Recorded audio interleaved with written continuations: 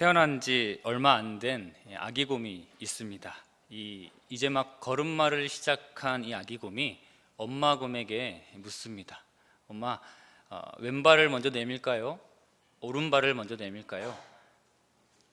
어느 발을 먼저 내밀어야 될지 모르겠어요 라고 이렇게 얘기를 했습니다. 그러자 이 엄마 곰이 이렇게 대답을 했어요. 그런 것 걱정하지 말고 그냥 엄마를 믿고 발을 옮겨버렴. 그러면 걸을 수 있단다.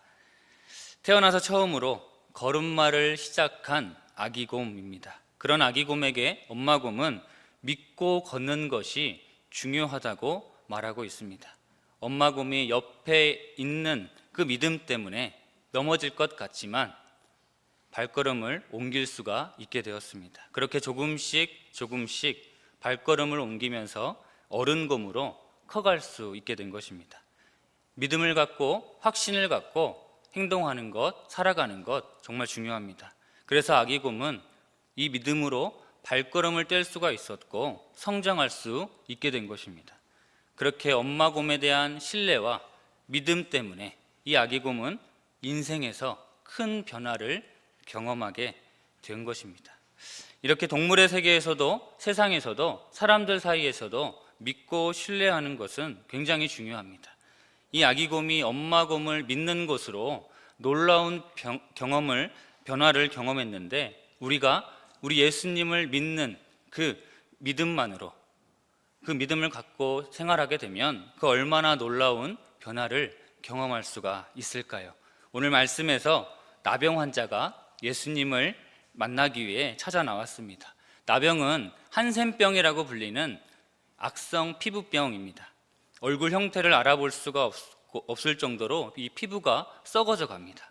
갈라지고 송산된 이 피부에서 악취가 납니다. 온몸에 고름과 진물이 흘러나오기 때문에 그 고통이 말할 수 없을 정도로 너무나 컸습니다. 더군다나 이 나병은 겉보기에도 확연하게 드러나는 피부병이었습니다. 그래서 격리되고 소외될 수밖에 없었습니다. 당시에 이 나병 환자들은 마을 바깥에서 격리된 채 살아가게 되었습니다.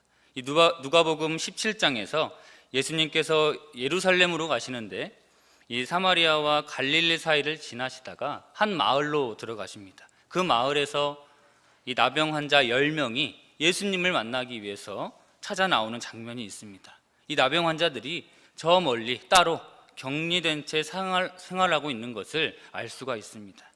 나병 환자는 주위 사람들과 그리고 가족들과도 관계가 끊어진 채 살아가고 있었다는 것입니다.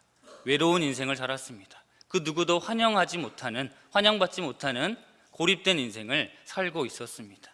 더 심각한 고통은 영적인 고통입니다. 하나님께 버림받았다는 그 생각 때문에 그 괴로움은 너무나 컸습니다. 당시에는 이 질병의 원인을 개인의 죄 때문에 생겨난 결과라고 생각을 했습니다. 얼굴에 생긴 이 피부병을 보고 사람들이 욕을 하기도 하고 심지어 돌을 던지기까지 했습니다. 저 사람은 죄인이야. 저 사람은 죄를 지었기 때문에 저런 병에 걸린 게 확실하다. 보는 사람들마다 손가락질을 합니다. 그런데 그렇게 고통받던 이 나병 환자에게 변화가 찾아왔습니다. 42절을 보시면 곧 나병이 그 사람에게서 떠나가고 깨끗하여 진지라. 악성 피부병이 고쳐졌다는 것입니다. 피부가 깨끗해졌다는 것입니다. 나병 환자는 어떻게 고침을 받을 수 있었을까요? 나병 환자가 갖고 나온 그 믿음을 보시고 예수님께서 반응하시고 고쳐주셨다는 것입니다. 믿음 때문에 나병 환자는 변화를 경험했습니다. 믿음 때문에 새로운 삶을 살게 되었다는 것입니다. 예수님께서 응답해 주셨던, 반응해 주셨던 그 믿음은 어떤 믿음이었을까요? 나병 환자가 갖고 나왔던 믿음은 원하시면 믿음이었습니다. 우리 40절 함께 읽겠습니다. 한 나병 환자가 예수께 와서 꿇어 엎드려 간구하여 이르되 원하시면 저를 깨끗하게 하실 수 있나이다. 원하시면, 이 간구에는 나병 환자의 믿음이 담겨 있습니다. 이 간구에는 예수님이라면 고쳐주실 것을 믿습니다.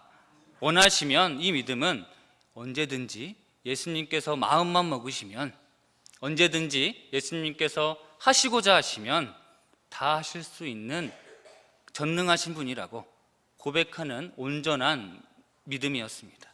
예수님이 하시기로 작정만 하시면 언제든지 내가 갖고 있는 이 병은 나을 수 있다라는 확신이었습니다. 그런 능력을 갖고 계신 분이라는 믿음을 갖고 그 앞에 나온 것입니다. 원하시면 이 믿음으로 이 나병 환자는 새로운 변화를 경험하게 된 것입니다. 예수님이 도대체 어떤 분이시길래 이 나병 환자가 원하시면 믿음을 갖게 되었을까요? 하나님의 아들이십니다. 요한복음 1장 34절, 내가 보고 그가 하나님의 아들이심을 증언하였노라 하니라. 요한복음에서는 예수님께서 하나님의 아들이라는 것을 계속해서 강조하고 있습니다. 그가 태초에 하나님과 함께 계셨고, 하나님께서 천지를 창조하실 때 예수님이 함께 계셨다는 것입니다. 본래 하나님을 본 사람이 없으되 아버지 품속에 있는 독생하신 하나님이 나타내셨느니라. 하나님은 예수님을 통해 알려지는 분이라는 것입니다.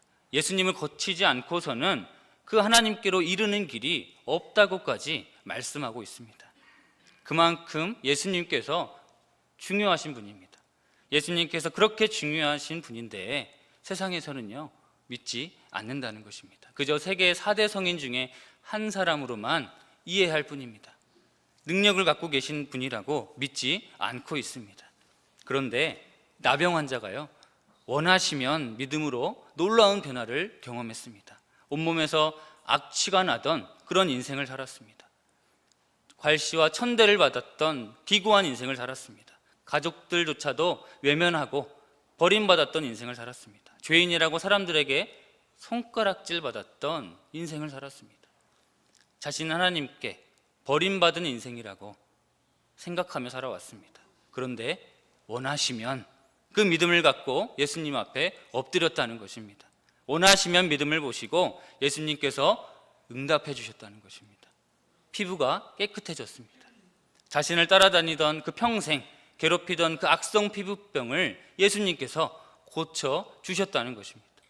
원하시면 믿음으로 이 육신적인 아픔이 해결됐을 뿐만 아니라 가족들과 이 사람들과도 따뜻한 관계를 누릴 수 있는 그런 행복을 또한 누리게 된 것입니다. 저 멀리 격리되었고 소외되었던 이 나병 환자가요, 이제는 가족들 품으로 돌아가게 되었습니다. 이 무엇보다도 하나님께서 자신을 사랑하시는구나 경험했고요, 깨달았습니다. 이 소소한 일상의 기쁨을 맛보면서 예수님께 감사하는 새로운 인생을 살게 되었다는 것입니다. 원하시면 믿음으로 변화되었습니다. 예수님께 향한 믿음으로 변화된 사람들이 우리 주위에도 너무 많이 있습니다. 여기에 계신 우리 모든 성도님들도 믿음으로 변화된 인생을 살고 계십니다. 그리고 성경에서도 믿음으로 변화된 사람들의 이야기가 가득합니다. 아브라함은 하나님의 약속을 붙잡고 그 견고한 믿음으로 열방의 아버지가 되었습니다.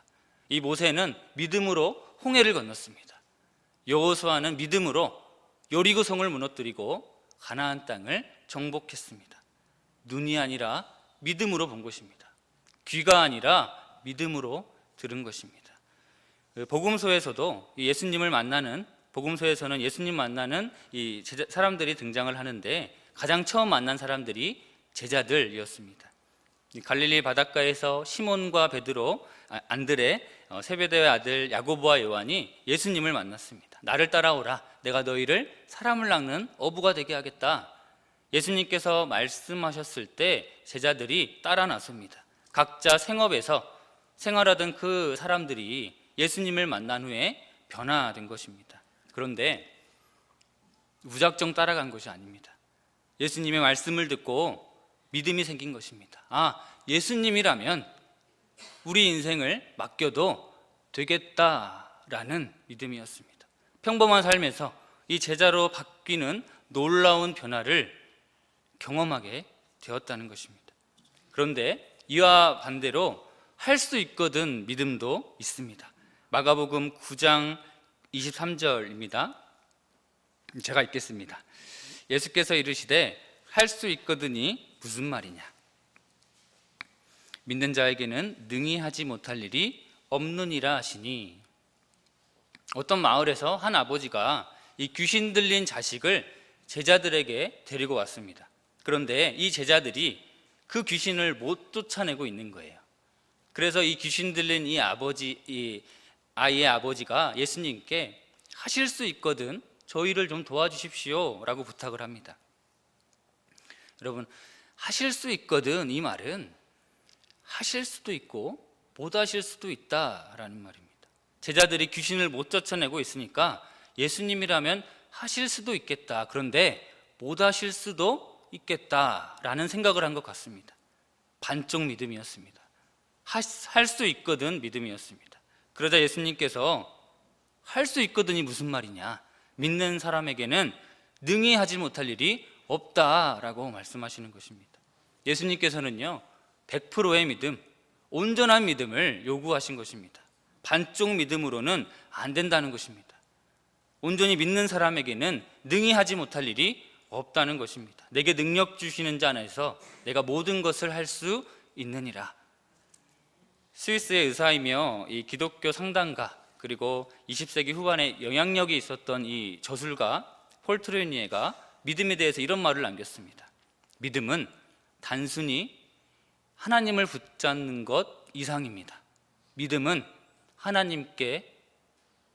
하나님께서 당신을, 그리고 나를 붙잡는 것입니다. 여러분, 우리는 어떻습니까?